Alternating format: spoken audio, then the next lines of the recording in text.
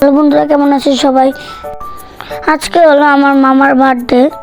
এখানে মামার বার্থডে কোনো প্ল্যানই ছিল না আমাদের।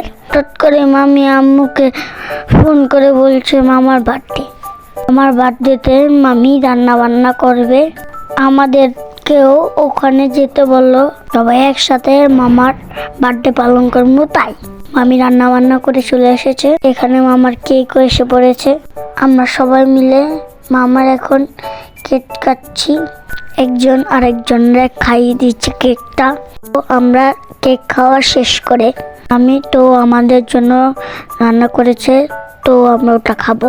আজকে মামি আমাদের জন্য রান্না করেছে fried rice, vegetable, chicken fry.